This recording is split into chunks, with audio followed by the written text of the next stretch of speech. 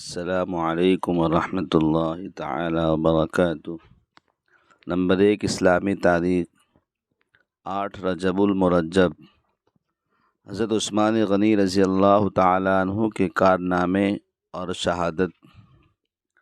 حضرت عثمان غنی رضی اللہ تعالی عنہ نے اپنی خلافت کے دوران بہت سے کارنامے نمایاں انجام دیے ہیں، جس میں پوری امت کو ایک نسخہ قرآن پاک جمع کرنا، مسجد نبوی اور جنت البقیع کے حصوں کو بڑا اور وسیع اور کشادہ کرنا اور اسلامی ممالک کی حدوں کو بڑھانا ان کے اہم کارنامے ہیں۔ وہ اسلام اور مسلمانوں کی خدمت انجام دینے میں منہمک رہتے تھے کہ منافقوں نے سازش کر کے مسلمانوں کو اندرونی اور بیرونی فتنوں میں مبتلا کر دیا۔ ان تمام فتنوں کو پھیلانے میں عبداللہ بن سبا نامی یہودی پیش تھا۔ وہ ظاہری طور پر مسلمان ہوا تھا، اسے اسلام، مسلمان اور خاص طور سے حضرت عثمان غنی رضی اللہ تعالیٰ عنہ سے بغض اور عداوت تھی۔ مسلمانوں میں آپسی اختلاف پیدا کرنے کے لیے اس نے کوفہ، بصرہ، دمشق اور مصر کا سفر کر کے ایک بڑی جماعت کو اپنا ہم خیال بنا لیا۔ اس نے مصر وغیرہ کے علاقوں کے بہت سے ہم نواؤں کو مدینہ بھیجا، جن میں اکثر منافقین تھے۔ سیدھے سادے مسلمان کو بہکا کر اپنے ساتھ لیا۔ یہ لوگ اس وقت مدینہ پہنچے جب اکثر صحابہ حج کے لیے مکہ گئے ہوئے تھے۔ انہوں نے مدینہ میں حضرت عثمان غنی رضی اللہ تعالیٰ عنہ کے گھر کا محاصرہ کر لیا اور ان کا کھانا پینا بند کر دیا۔ آخر 18 ذی الحجہ سن 35 ہجری کو جمعہ کے دن قرآن کی تلاوت کرتے ہوئے حضرت عثمان غنی رضی اللہ تعالیٰ عنہ کو شہید کر دیا۔ نمبر 2، حضور کا معجزہ، زخم کا اچھا ہو جانا۔ یزید بن ابو عبیدہ رضی اللہ عنہ فرماتے ہیں کہ میں نے حضرت سلمہ بن اکوع رضی اللہ تعالیٰ عنہ کی پنڈلی میں زخم کا نشان دیکھا تو میں نے ان سے پوچھا یہ کیسا زخم ہے؟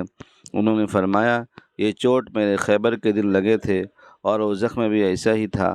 کہنے لگے کہ سلمہ شہید ہو گیا۔ میں رسول اللہ کی خدمت میں آیا تو رسول اللہ نے اس چوٹ پر 3 مرتبہ دم کیا، الحمدللہ ایسا اچھا ہو گیا کہ اب تک کوئی شکایت نہیں۔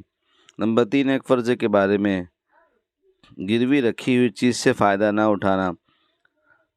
حضرت ابن مسعود رضی اللہ عنہ کے پاس ایک شخص آیا اور کہنے لگا کہ ایک گھوڑا میرے پاس گروی رکھا گیا تھا، لیکن میں نے اس پر سوار ہو گیا، تو کیا میرے لیے گروی رکھے ہوئے گھوڑے پر سوار ہونا جائز ہے؟ حضرت عبداللہ بن مسعود رضی اللہ عنہ نے فرمایا اس گھوڑے سے تم نے جتنا فائدہ اٹھایا وہ سود ہے۔ فائدہ، گروی رکھی ہوئی چیز سے فائدہ اٹھانا جائز نہیں ہے، اس سے بچنا ضروری ہے۔ نمبر 4، ایک سنت کے بارے میں، سونے سے پہلے کی دعا۔ رسول اللہ صلی اللہ علیہ وسلم جب سونے لگتے تو یہ دعا پڑھتے، اللہم بسمک اموت و احیا۔ ترجمہ، اے اللہ میں تیرے ہی نام سے مرتا ہوں اور جیتا ہوں۔ نمبر 5، ایک عام عمل کی فضیلت، سورہ یاسین پڑھنے کا ثواب۔ رسول اللہ صلی اللہ علیہ وسلم نے فرمایا ہر چیز کا ایک دل ہوتا ہے، قرآن کا دل سورہ یاسین ہے۔ جو شخص سورہ یاسین پڑھتا ہے اسے 10 قرآن پڑھنے کا ثواب ملتا ہے۔ نمبر 6، گناہ کے بارے میں، کنجوسی کرنا۔ قرآن میں اللہ تعالیٰ فرماتا ہے جو لوگ اللہ تعالیٰ کی عطا کردہ مال و دولت کو خرچ کرنے میں کنجوسی کرتے ہیں، یہ بالکل اس گمان میں رہ رہے ہیں کہ ان کا بخل کرنا ان کے لیے بہتر ہوگا، بلکہ ان کے لیے برا ہوگا۔ قیامت کے دن مال جمع کردہ دولت کو توق بنا کر گلے میں پہنا دیا جائے گا، اور آسمان زمین کا مالک اللہ تعالیٰ ہی ہے، اور اللہ تعالیٰ تمہارے سب اعمال سے باخبر ہے۔ نمبر 7، دنیا کے بارے میں، موت آنا یقینی ہے۔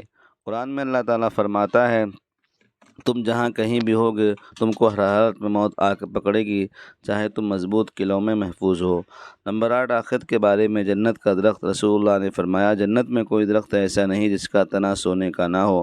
نمبر 9، طب نبوی سے علاج، بڑی بیماریوں سے حفاظت۔ رسول اللہ صلی اللہ علیہ وسلم نے فرمایا جو شخص ہر مہینے 3 دن صبح کے وقت شہد کو چاٹے گا تو اسے کوئی بڑی بیماری نہیں لگے گی۔ نمبر 10، نبی صلی اللہ علیہ وسلم کی نصیحت۔ رسول اللہ صلی اللہ علیہ وسلم نے فرمایا جب تم میں سے کسی کو غصہ آئے اور وہ کھڑا ہو تو اسے چاہیے کہ بیٹھ جائے، بیٹھنے سے غصہ چلا جاتا ہے تو ٹھیک ہے، ورنہ اس کو چاہیے کہ لیٹ جائے۔ اللہ تعالی ہم سب کو عمل کی توفیق عطا فرمائے۔